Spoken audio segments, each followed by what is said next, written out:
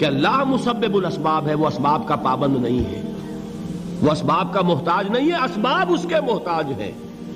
اگر یہ یقین ہے تو اللہ پر ایمان ہے، یہ نہیں ہے تو تمہارا ایمان اسباب پر ہے، وسائل پر ہے، ذرائع پر ہے، مادیات پر ہے، اللہ پر نہیں۔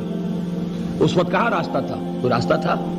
سمندر ہے اور ادھر سے لشکر آ گیا ہے۔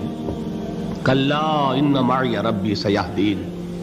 اب دیکھیے ایمان کہہ دینا آسان ہے، ہوا معکم اینما کنتم، جہاں کہیں بھی تم ہوتے ہو اللہ تمہارے ساتھ ہوتا ہے، لیکن اس کا یقین قائم ہو جائے تو زمین و آسمان کا فرق واقع ہو جائے۔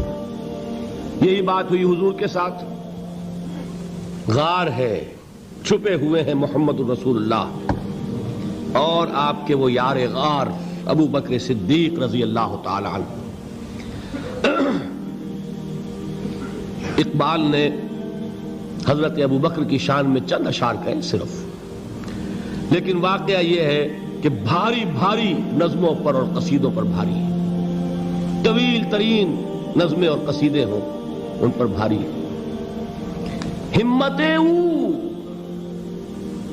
ابو بکر کی ہمت جو ہے، کشت ملت را جو ابر، جیسے بارش سے کھیتی اپجتی ہے، ابو بکر کی ہمت اور عزیمت اس امت کو اسی طرح سینچنے والی ہے۔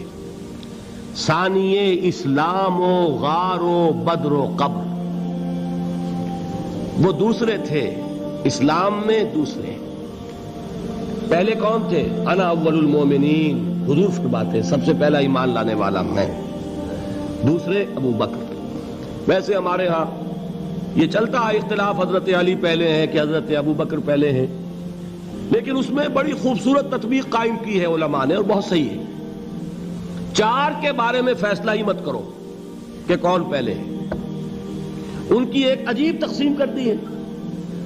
آزاد مردوں میں، بالغ مردوں میں سب سے پہلے ابو بکر، بچوں میں سب سے پہلے علی، خواتین میں سب سے پہلے خدیجہ، اور غلاموں میں سب سے پہلے زید ابن حارثہ۔ بڑی پیاری تقسیم ہے، یہ چاروں ہی پہلے ہیں، ہر ایک کے لیے اولیت ہے۔ اور واقعہ یہ ہے کہ اگر زمانی اعتبار سے تعین ہوگا تو پہلے خدیجۃ الکبریٰ آئیں گی رضی اللہ تعالی عنہ، کسی اور سے بات کرنے کی نوبت بعد میں آ سکتی ہے، پہلے تو اہلیہ محترمہ سے بات ہوئی، آتے ہی پہلی وحی ہوئی ہے، ابھی تبلیغ کا حکم نہیں تھا۔ کس کو بتایا واقعہ؟ ابھی اپنی نبوت کی تبلیغ کا تو حکم ہی نہیں آیا۔ واقعہ کس کا ہے؟ وہ خدیجہ کا ہے۔ جب کہا ہے کہ خشیت علی نفسی، مجھے اپنی جان کا اندیشہ ہے، تو کیا جواب دیا خدیجہ نے رضی اللہ تعالی عنہا؟ وہ صدیقۃ الکبریٰ ہے۔ صدیقات جو ہیں خواتین، ان میں چوٹی پر خدیجۃ الکبریٰ ہے رضی اللہ تعالی عنہا، اور صدیق جو مرد ہیں ان میں صدیق اکبر ہے ابو بکر صدیق رضی اللہ تعالی عنہ، لیکن صدیقات میں چوٹی پر۔ جب حضور نے فرمایا خشیت علی نفسی، کیا فرمایا، کیا عرض کیا، کیسے تسلی دی؟ نہیں نہیں، اللہ آپ کو ضائع نہیں کرے گا، آپ غریبوں کے ہمدرد ہیں، آپ مساکین کے تکالیف رفع کرنے والے ہیں، آپ بیواؤں کی سرپرستی کرتے ہیں، آپ مسافروں کی خدمت کرتے ہیں، اللہ آپ کو ضائع نہیں کرے گا۔ یہ یقین ہے اس خاتون کے اندر۔ خیر وہ ایک علیحدہ بات ہو جائے گی۔ میرے دل پر حضرت خدیجہ رضی اللہ تعالیٰ عنہ کی شخصیت کا بڑا گہرا نقش ہے، جو وہ کوئی اور ہی وقت اور موقع ہوا تو بیان ہوگا۔ بہرحال اقبال نے ایک مصرے میں جو چار اولیتیں جمع کر دی ہیں، ہمتیں کشت امت را چو ابر، ثانی اسلام و غار و بدر و قبر۔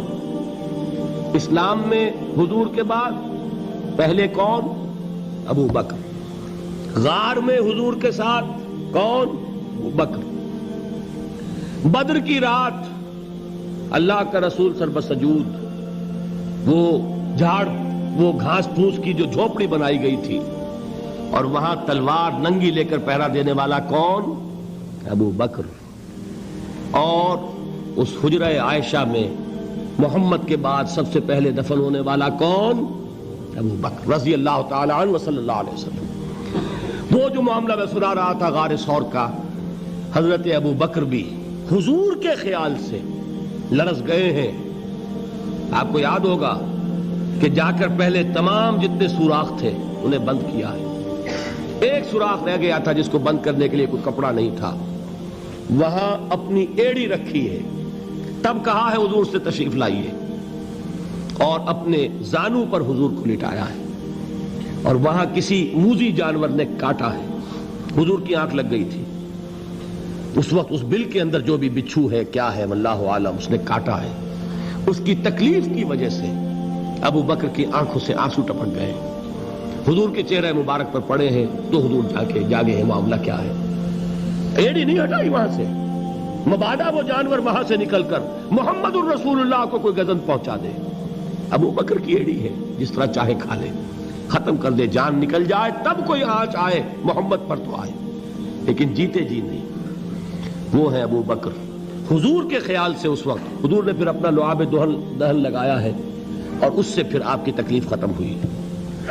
جیسے خیبر میں حضرت علی کی آنکھ دکھ رہی تھی, اس کو جو شفا حاصل ہوئی وہ بھی حضور کے لعاب دہن سے ہوئی.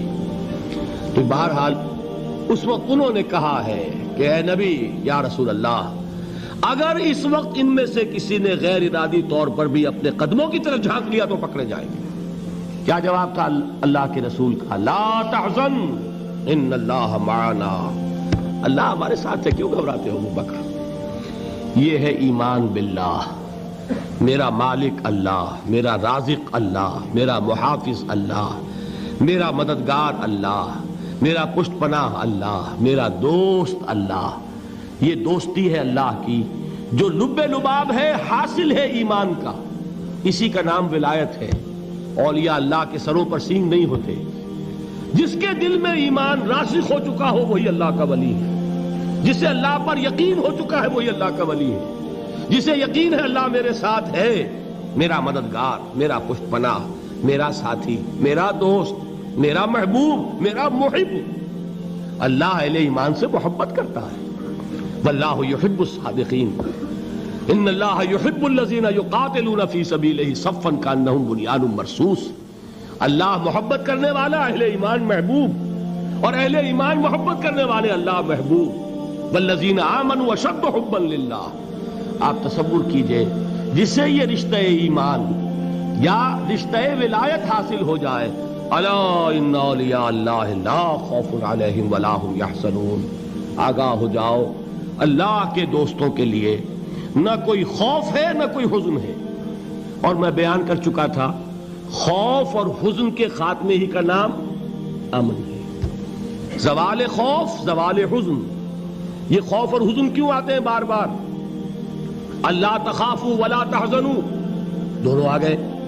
الا ان اولیاء اللہ لا خوف علیہم ولا هم یحزنون, پھر وہی دو. وہ کیوں ہے؟ خوف ہوتا ہے کسی مستقبل کی بات کا, یہ نہ ہو جائے, وہ نہ ہو جائے, یہ نقصان نہ پہنچ جائے, یہ تکلیف نہ ہو, یہ غضب نہ آ جائے. خوف ہے مستقبل سے. حزن ہے یہ کیوں ہوا, یہ نہیں ہونا چاہیے تھا, یہ میرا فلاں چیز میرے ہاتھ سے جاتی رہی ہے, فلاں موقع نکل گیا, اب بیٹھے ہوئے ہیں اندر ہی اندر کڑ رہے ہیں, صدمہ ہے اور رنج ہے. اور جو اللہ پر ایمان رکھتا ہے وہ جانتا ہے ما اصاب من مصیبت فی الارض ولا فی انفسکم الا فی کتاب من قبل ان نبرأها ان ذلک علی اللہ یسیر لکی لا تعصوا علی ما فاتکم ولا تفرحوا بما آتاکم واللہ لا يحب كل مختال فخور. اس زمین میں یا تمہاری جانوں میں کوئی تکلیف, کوئی مصیبت نہیں آ سکتی سوائے اس کے کہ جو اللہ نے لکھ دی ہو, اس سے پہلے کہ وہ ظاہر ہو. جس کو یہ حقیقت معلوم ہو گئی اس کو یہ طرز عمل اختیار کرنا چاہیے. جو چیز چھن جائے, جاتی رہے, چھوٹ جائے, اس پر افسوس نہ کرو. کس نے چھینی؟ دوست نے. دوست کے فیصلے پر شکایت.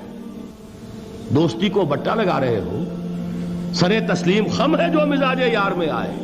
اگر دوستی ہے تو پھر تو تمہیں گردن جھکانی چاہیے کہ ہر چہ ساقی ماریخت عین الطافست, جو بھی میرا ساقی میرے پیالے میں ڈال دے اس کا کرم ہے. جو اس کی طرف سے آئے اس پر کوئی رنج نہیں, کوئی صدمہ نہیں, کوئی غم نہیں, کوئی شکایت نہیں, کوئی شکوہ نہیں. اور جو ہوگا وہ اس کے اذن کے بغیر نہیں ہوگا, اور اس کا اذن ہوگا تو یقیناً میرے لیے خیر ہی خیر ہے, چاہے وہ ناگوار شے ہو, بظاہر مجھے اچھی نہ لگ رہی ہو، میری شارٹ سائٹڈنس میں مجھے وہ نظر آ رہی ہے کہ میرے لیے بری ہے، لیکن قرآن نے کہا ہے عسیٰ ان تکرہوا شیئا وہو خیر لکم وعسیٰ ان تحبوا شیئا وہو شر لکم واللہ یعلم وانتم لا تعلمون۔ ہو سکتا ہے تم کسی چیز کو ناپسند کرو، درحال ہے کہ اسی میں تمہارا خیر ہو، اور ہو سکتا ہے تم کسی چیز کو پسند کرو، درحال ہے کہ اس میں تمہارا شر ہو۔ اللہ جانتا ہے، تم نہیں جانتے۔ جب مجھے یہ بات معلوم ہو گئی، میں نے اپنا معاملہ اللہ کے حوالے کیا۔ سپردم بے تو مایا خیش را تو دانی حساب کم و بیش را۔ اے رب، جو تو چاہتا ہے وہ ہو، تیرے علم میں جو شے میرے لیے خیر ہے وہ ہو جائے، میری کوئی پسند نہیں، میری کوئی چاہت نہیں، یہ ہے راضی برضائے رب۔ اکبر الہٰبادی نے اسے کہا ہے رضائے حق پہ راضی رہ، یہ حرف آرزو کیسا، خدا خالق، خدا مالک، خدا کا حکم تو کیسا۔ جب میں آ گیا بیچ میں، میری پسند، میری مرضی، میری خواہش، میری چاہت، یہی تو شرک ہے۔ ما شاء اللہ کان وما لم یشاء لم یکن، جو اللہ نے چاہا وہ ہوا، جو اس نے نہیں چاہا نہیں ہوا، اختیار اس کا ہے، میرا تو نہیں۔ رضائے حق پہ راضی رہ، یہ حرف آرزو کیسا، خدا خالق، خدا مالک، خدا کا حکم تو کیسا۔ اقبال نے اسے کہا ہے فارسی میں، اب آپ کہیں